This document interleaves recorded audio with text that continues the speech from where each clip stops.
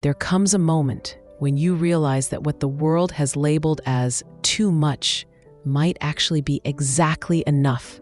When the very sensitivity that makes you feel raw and exposed in crowded rooms, that causes your nervous system to recoil from harsh lights and loud voices, that leaves you absorbing the emotions of strangers like a human sponge, reveals itself not as a flaw to be fixed, but as a sacred design feature of your soul. I have walked through shopping malls feeling like my skin was turned inside out, have left parties early because the energy felt like static electricity coursing through my veins, have spent decades apologizing for needing quiet spaces and gentle voices, and I have learned that this exquisite sensitivity is not evidence that you are broken.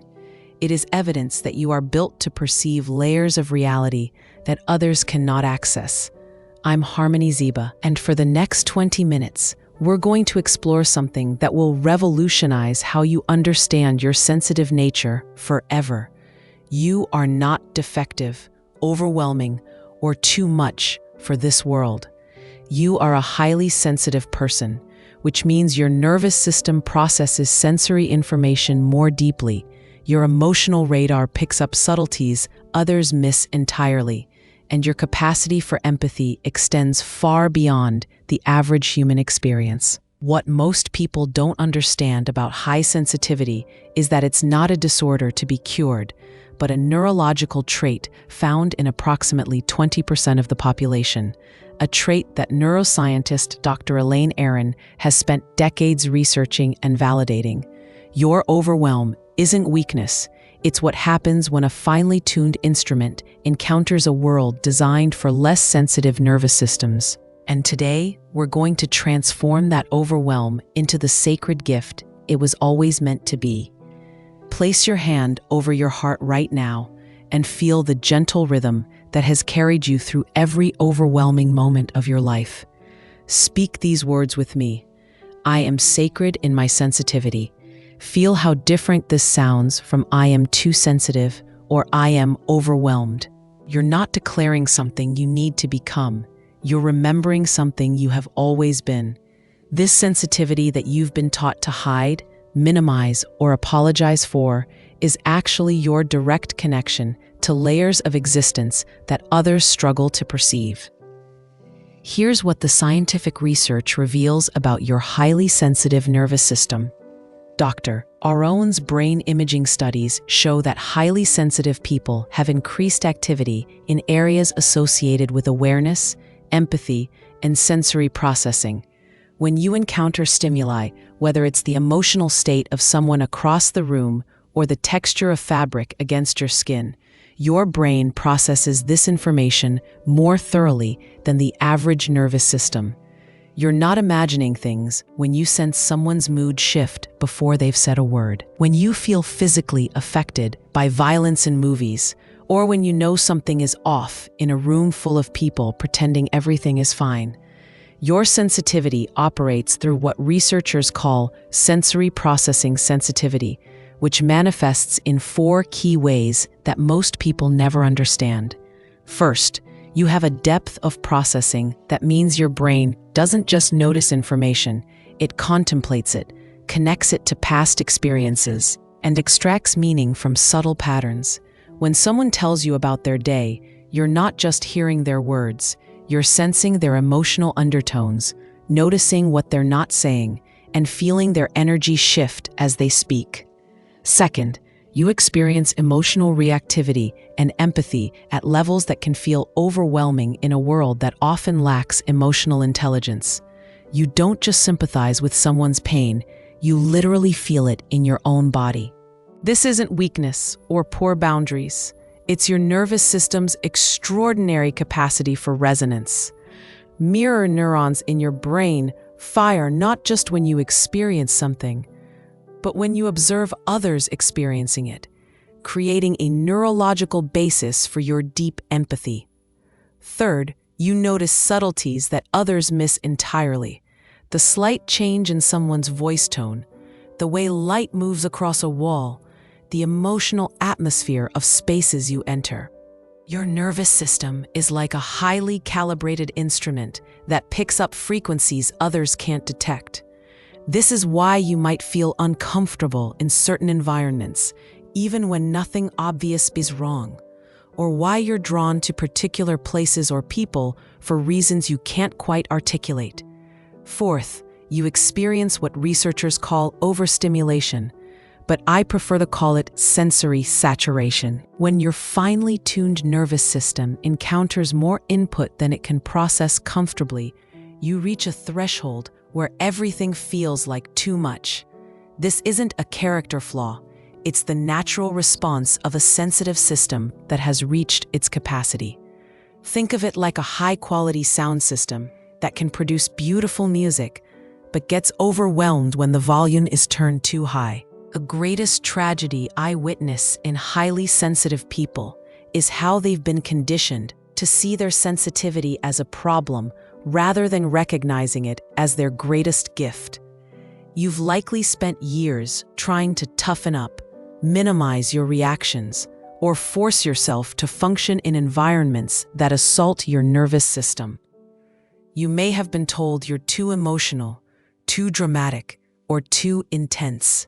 These messages came from people operating with less sensitive nervous systems who couldn't understand that your experience of reality is fundamentally different from theirs. But here's what I want you to understand. Every trait that makes social situations overwhelming also makes you extraordinary in ways that less sensitive people cannot comprehend. Your capacity to feel deeply means you experience beauty, love, and connection with an intensity that transforms ordinary moments into transcendent experiences. Your ability to notice subtleties makes you an exceptional friend, partner, artist, or healer because you perceive what others miss. Your emotional responsiveness means you can offer comfort and understanding that touches people's souls in ways they'll remember for decades. The key to transforming overwhelm into empowerment lies in understanding that you're not too sensitive for the world. The world has become too insensitive for beings like you.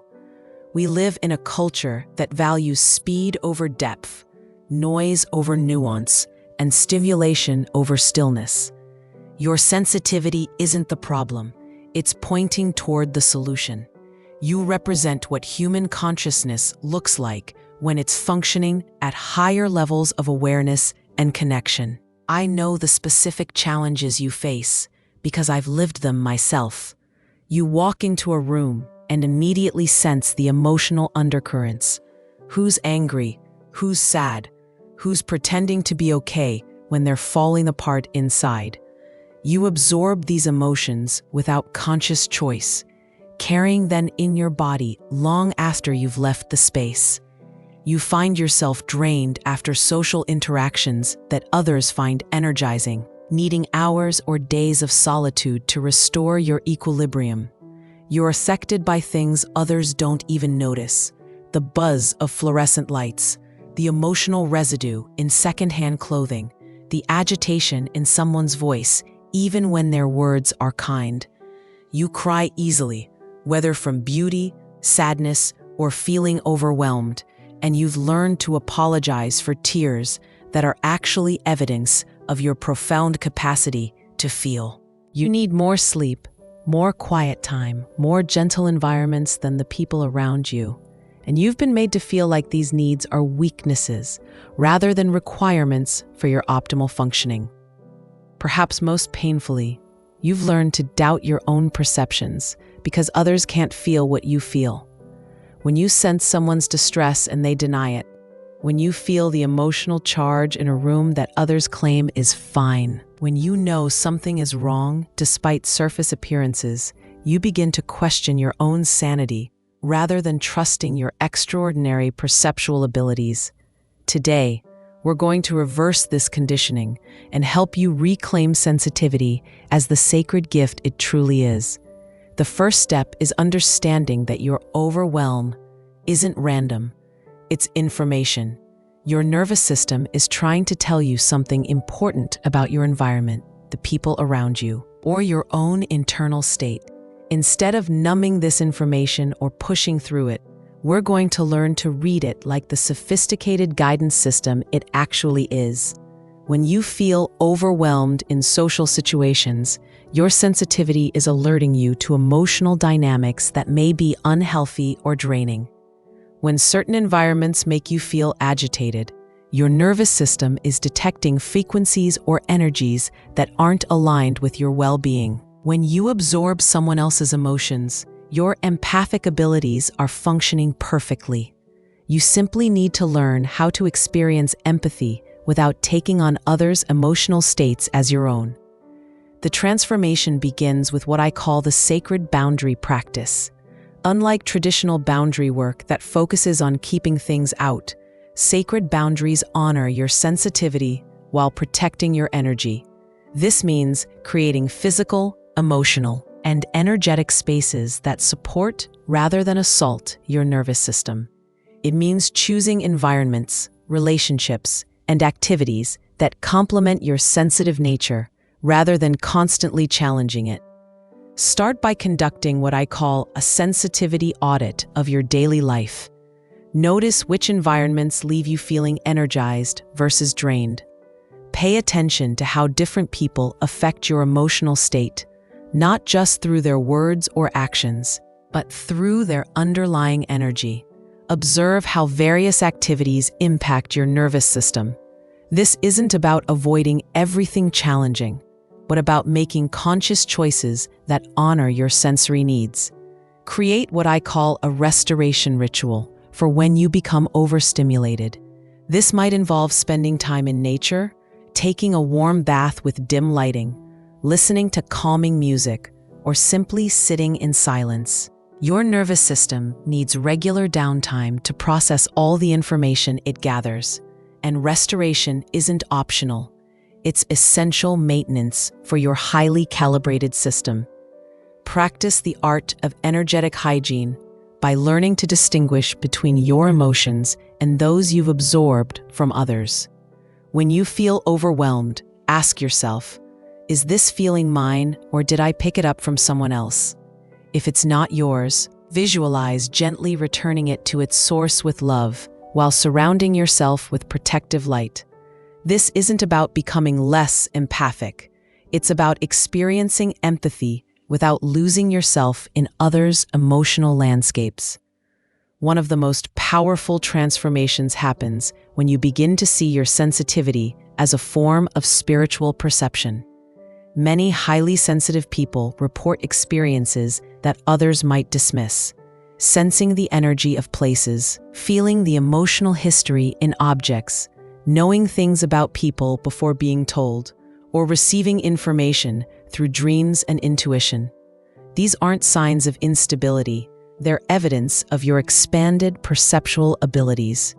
Your sensitivity is actually your soul's way of gathering information about the deeper currents of existence. While others navigate life through 5 senses and logical thinking, you have access to additional channels of information: emotional, energetic, and intuitive. This makes you a natural healer, artist, counselor, or spiritual guide because you can perceive what others cannot see and offer insights that come from expanded awareness. The world desperately needs people with your level of sensitivity and awareness. In a culture that has become disconnected from emotional intelligence, environmental awareness, and spiritual depth, you represent what human consciousness looks like when it's functioning at higher levels. Your discomfort in harsh environments isn't weakness. It's your system's way of recognizing that these environments are harmful to human well-being. Your ability to feel others' pain makes you a natural advocate for healing and justice. Your sensitivity to environmental factors makes you aware of pollution, toxicity, and discord that others overlook. Your deep emotional responses to beauty, art, and love remind others of what it means to be fully alive. You're not too much. You're exactly what the world needs more of. As we conclude our time together, I want you to make a commitment to honoring your sensitivity as sacred rather than seeing it as something to overcome. Your highly sensitive nervous system is not a mistake or malfunction. It's a sophisticated instrument for perceiving reality at deeper levels. The overwhelm you experience isn't evidence of your weakness, but proof of your profound capacity to feel, sense, and connect. Tomorrow, when someone tells you you're too sensitive, remember that there is no such thing as too much truth, too much beauty, too much love, or too much awareness. You're not too sensitive for this world. This world has become too insensitive for souls like yours. Your job isn't to become less sensitive, but to create a life that honors and supports your sacred sensitivity. Stand in the truth of who you are, a highly sensitive person whose very existence makes this world more conscious, more compassionate, and more alive. Your sensitivity is not your burden. It's your superpower, your spiritual gift, and your sacred contribution to the healing of our world. Thank you for joining me in this recognition of your sacred sensitivity. Subscribe for more conversations about living authentically in a world that often misunderstands depth and feeling. Share this with another highly sensitive soul who needs to remember they are not too much. They are exactly enough. Remember, you are not broken. You are not flawed. You are sacred in your sensitivity. And the world is more beautiful because you feel so deeply.